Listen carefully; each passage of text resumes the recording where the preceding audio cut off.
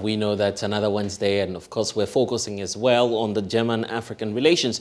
German Chancellor Olaf Scholz is in Africa, his first trip to the continent since becoming Chancellor. He brings with him a long list of wishes and hopes for relations between the two sides to get better. Let's learn more about it with William Glucroft, correspondent in Berlin with our partner Deutsche Welle.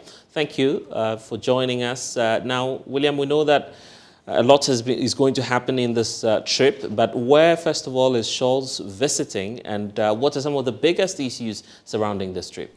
Well, this was a big trip for Chancellor Olaf Scholz, and it was a notable one that he went to Africa so soon into his term in office, when he could have been going to other arguably larger countries, more economically powerful countries and regions around the world. But he chose democracies in Africa. He made a point of that, telling DW actually in an interview that he wanted to support and strengthen democracies around the African continent. That includes Senegal, that includes Niger and South Africa, the three countries that he went to this week. And there are big issues on the table for both sides, and they're not new issues per se, but they are issues that have become more pressing, especially with the global economy in such turmoil, with inflation going up, with supply chain issues causing all kinds of problems around the world, and of course the war in Ukraine exacerbating those issues very much so.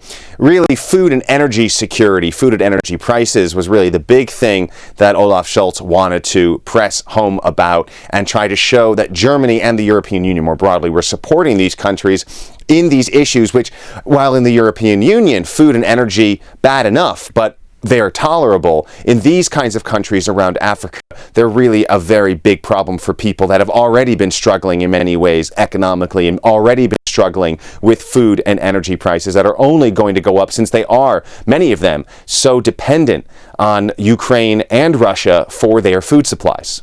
And I'm really curious about this. What has come out of these? Well, as always with trips like these, the proof is in the pudding, as they say. We'll have to see in the weeks and months ahead what actually kind of comes out of the things that were promised. Olaf Scholz is famous for being rather vague with his commitments and with his policies. But in Senegal, for example, he signed a new gas exploration deal, because of course Germany is very interested in diversifying its gas and oil imports and suppliers, and in return looking to support solar energy in Senegal.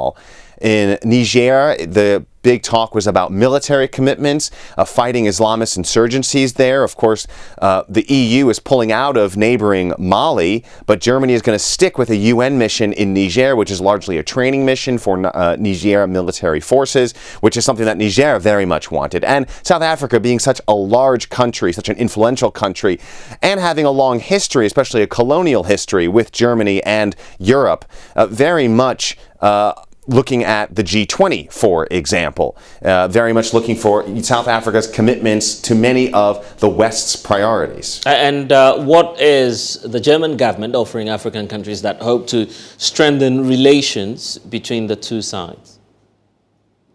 Well, Germany has deep interests in maintaining and building relations with countries like the ones he visited in Africa this week. As Olaf Scholz told DW earlier this week in an interview, he sees a world that's a multipolar world. That's not just a world of the US, China, Russia, and the EU competing for interests, but actually involving smaller countries from all around the world. He wants to see those countries step up and not only be takers in a global society, but also contributors to policy and contributors to the global economy. And that is what Olaf Scholz says he wants to support in his travels to these African countries this week. And of course, as the German government looks to diversify its energy supplies, especially, it has a lot of interests in countries like Senegal in gas exploration, and as well as supporting their own renewable energy projects like solar energy. So there are, of course, a lot of business opportunities. There's diversification interests. There are many, many, many reasons here that the German government wants to maintain and continue relations with countries, not only in Africa, but of course, all around the world. Well, let's say about that, William Glucroft with our partners Deutsche Welle.